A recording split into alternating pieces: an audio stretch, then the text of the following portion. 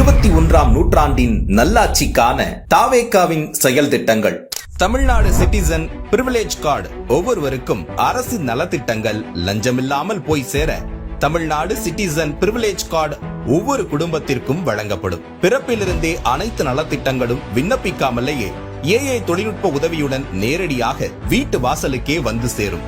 தமிழ்நாடு சேவை உரிமை சட்டம் ரைட் டு சர்வீஸ் ஆக்ட் நமது அரசு அமைந்த 6 மாதங்களுக்குள் தமிழ்நாடு சேவை உரிமை சட்டம் நிறைவேற்றப்பட்டு வெற்றி தமிழ்நாடு சூப்பர் ஆப் உருவாக்கப்படும். ஓட்டுநர் உரிமம், குடும்ப அட்டை, புகார் தாக்கல் என அனைத்தும் மொபைலிலேயே கிடைக்கும். சேவையில் தாமதம் ஏற்பட்டால் சம்பந்தப்பட்ட அதிகாரி மீது நடவடிக்கை எடுக்கப்படும். Tamil Nadu real time governance dashboard for accountable governance. Tamil Nadu அரசின் பட்ஜெட் வெறும் ஆவணமாக மட்டுமே இல்லாமல் திட்டங்களுக்கான நிதி ஒதுக்கீடுகள் இனி வெளிப்படையாக்கப்படும். Citizens as partners in governance.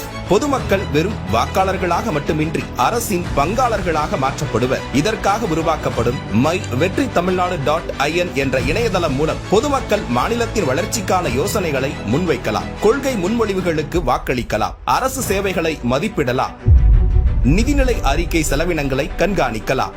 மக்கள் அரங்கம் திட்டம். மக்கள் அரங்கம் என்ற திட்டத்தின் மூலம் டிஜிட்டல் தளம் வாயிலாக மக்கள் நேரடியாக சட்டமன்றத்தில் மனுக்களை சமர்ப்பிக்கலாம். 10,000 கையொப்பம் பெற்ற மனுக்களுக்கு அரசாங்கம் பதிலளிப்பதும், அதே மாதிரி 5 லட்சம் கையொப்பம் பெற்ற மனுக்கள் மீது சட்டமன்றத்தில் விவாதம் நடத்துவதும் கட்டாயமாக்கப்படும். சட்டமன்ற கூட்டத்தொடரில் ஒரு முழு நாள் பொதுமக்கள் மனுக்களுக்கென்றே தனி நேரமாக ஒதுக்கப்படும். செயற்கை நுண்ணறிவு தலைநகர்.